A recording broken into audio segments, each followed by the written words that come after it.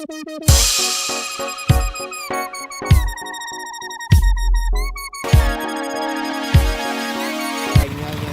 các bác nhá, đây tôi làm cái đoạn clip gọi là sửa cái máy. Trong quá trình sửa thì bây giờ cũng cho chú Huyền chú vừa thử. Đó. Trước là chú Huyền ở bên nhân viên chuyên thử máy. Đấy thì hiện tại là máy sửa xong rồi, bây giờ cho chú Huyền ra vừa thử một tí để anh em tôi trồng rau. Đây các bác, đấy. Đất rất là rộng nhưng mà bỏ không. Bây giờ tôi thử máy là cũng trồng rau luôn. Cho ra nó bé bé to đấy.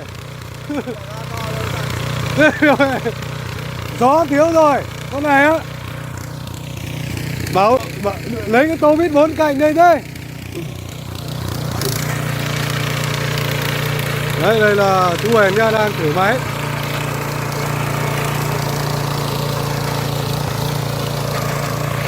Đây hiện tại thì máy tới bên tôi là cũng sửa, nhưng mà hiện tại là cái máy này nó cũng hỏng hết bộ số rồi, thì bây giờ đã thay xích với nhông rồi, bi mọi cái là đều thay hết rồi, thì đang thử luôn ở trực tiếp trên dụng khô. Đây các bác xem, đây đất toàn đá này. Đấy, toàn đá với gạch thôi.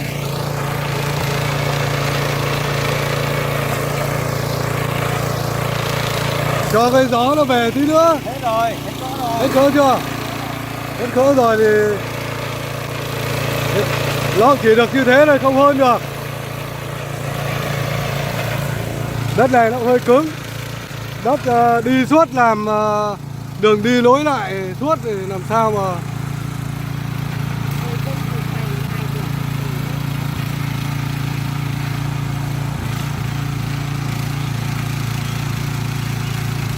Đấy các bác xem, hiện tại là máy cũ thôi nhưng mà chạy rất là tốt.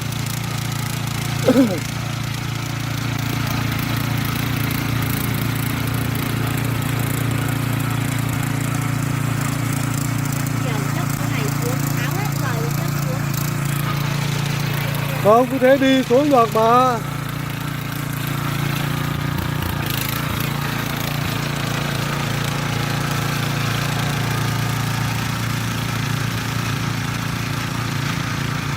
Đấy, mặc dù là máy mini thôi nhưng mà rất là nhiều đá. Đấy, vẫn cứ chạy bon bon. Đấy nha, chú Huyền đang bừa đằng sau chú là cửa hàng Thanh Huyền đấy, cửa hàng sửa chữa xe máy. Đấy, bừa một tí này vừa là thử máy để gọi trồng rau.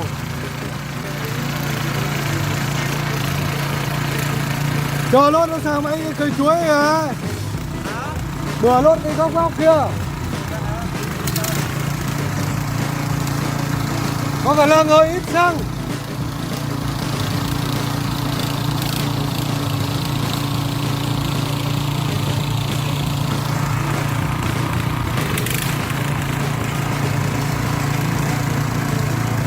Nghe tiếng máy nó không được đều lắm, nhưng mà hiện tại là nó hơi ít xăng. Máy nó hơi ít xăng cho nên là nó lỗ nó không được đều.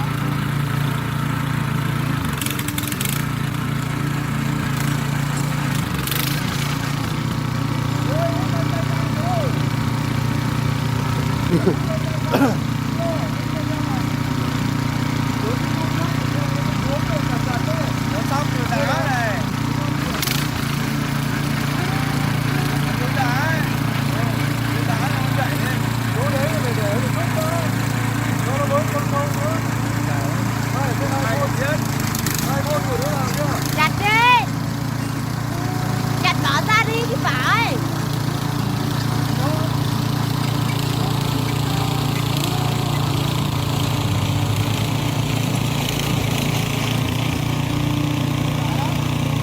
nhiều đá nó trượt.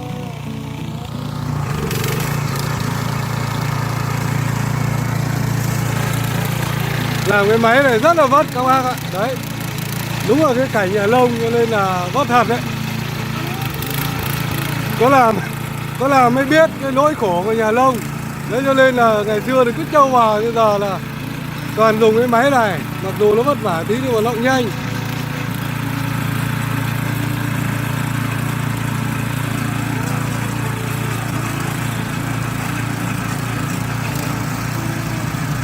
Cho chai xăng nữa thì bột hết nó về mà.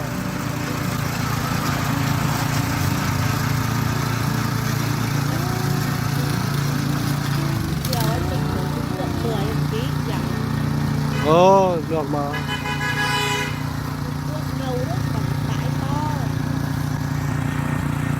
Trung Quốc thì nó lâu cái nhà cái gì.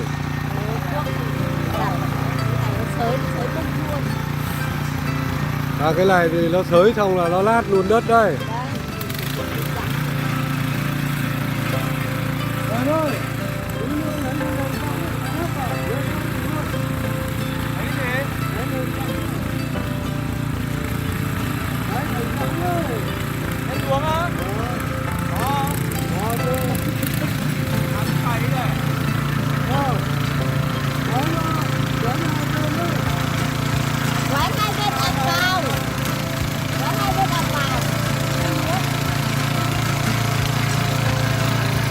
Về đi ấy đi.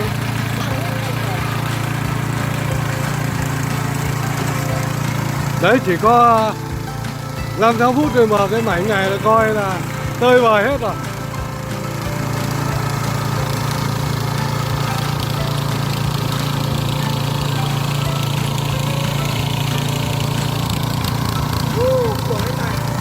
Mệt lắm đấy nhờ. Cái này nó mệt, nó cuốn nó như cắt chuông.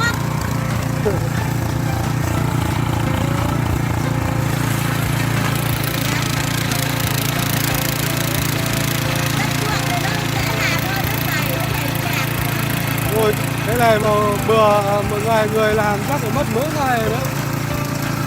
Còn hơn là thuốc. Đúng rồi. Tức hết tay đấy. Vâng. Là lên núi được rồi. Dạ. Vâng, nó làm nhưng mà chưa thấy kịp. Đây này nó phải thấy được mượt như này thì đi hết đất đi. Hôm trước thử cái máy kia đấy. Vâng, hôm đấy thử cày cái máy kia.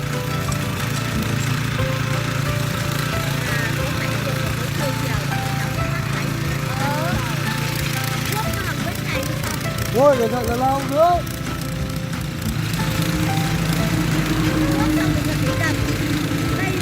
Có cái bao nữa. Đưa cái quẩy nước kìa. Đấy, tao bảo rồi đúng không? Đứt tay luôn.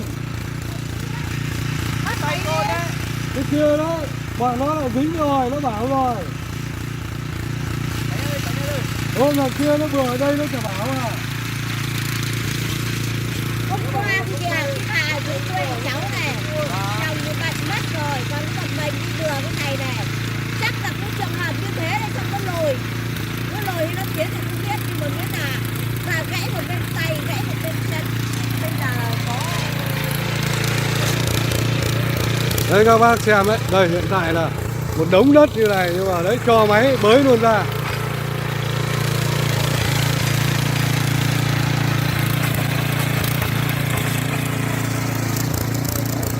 Làm như này ăn cơm nó mới khỏe. Đổ xăng vào chưa? Đổ rồi. Cho nó cứ ồ. Hay là phải ra một tí. Để nhận cái thế này.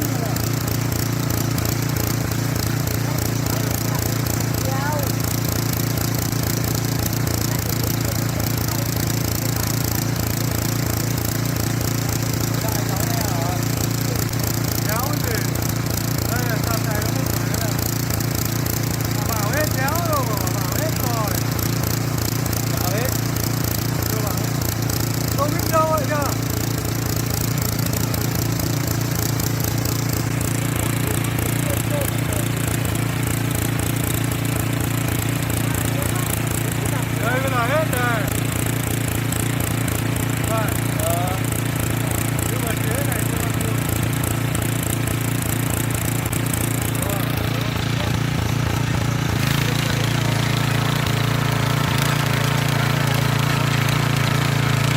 Đó, nghe nó tiếng nó đỡ ngay.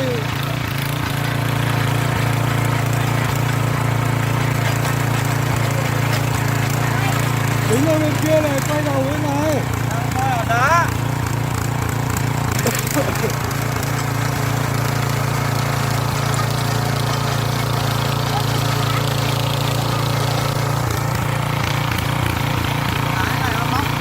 Ui dồi, tốt quá, phanh cả hòn đá lên.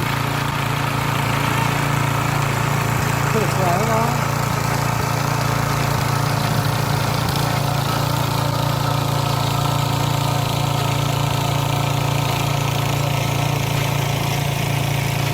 Nó tầm 3 lượt là ngon rồi nhá. Đi được 3 lượt là nó khác rồi. Đấy, đá dưới kia đi. Làm sao mà chả ấy.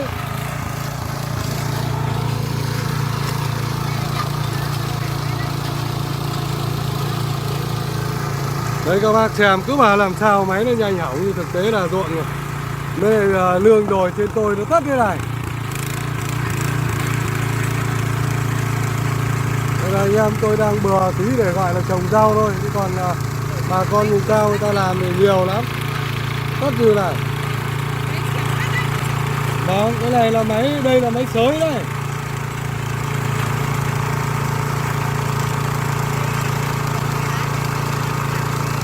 Bây giờ chỗ đấy là đường đi thì khác cái đất thịt đâu.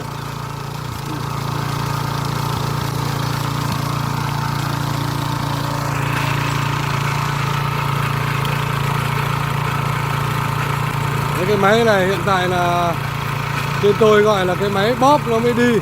Thả cái tay chú ấy nhưng mà thả ra là nó dừng lại.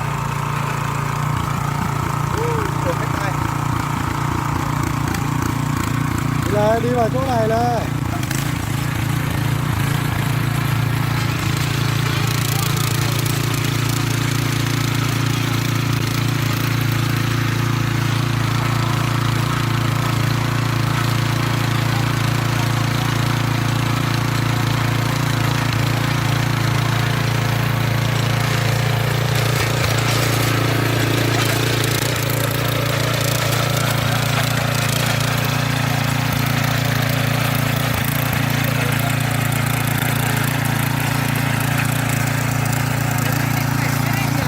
Vâng, máy này khỏe mà bà.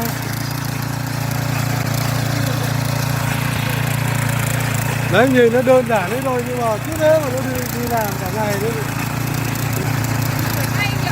Vâng. Đá này. Đấy, đá với gạch tốt đấy.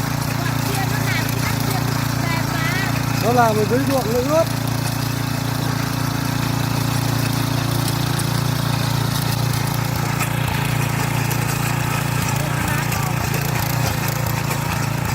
Chỗ đấy có hòn đá to. Cho nó qua đi, qua cái đấy đây. Vâng. Đấy hòn đá bàn mất rồi.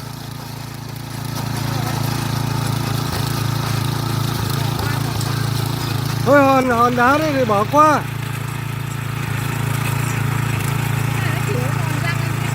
Vâng, nó chỉ mòn cái kia thôi mà. Nhưng mà chán thua rồi bà.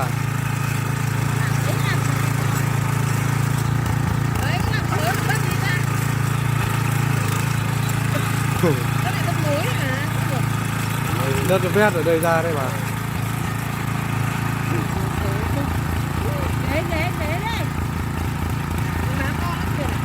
Đấy, lấy xào beng ra mà cạy.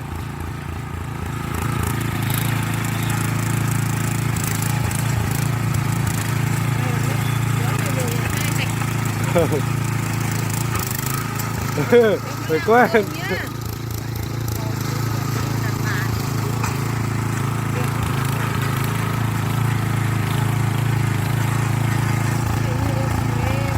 Ở chỗ đấy thế thôi, trèo là lên.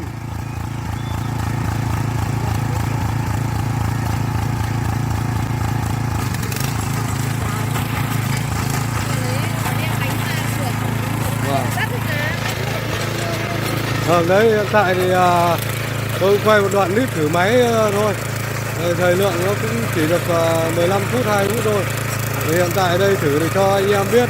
Thì giờ tôi chào anh em nhá, chào các bác nhá. Đấy, thử thế để biết thôi chứ không phải là quay cả ngày cũng được.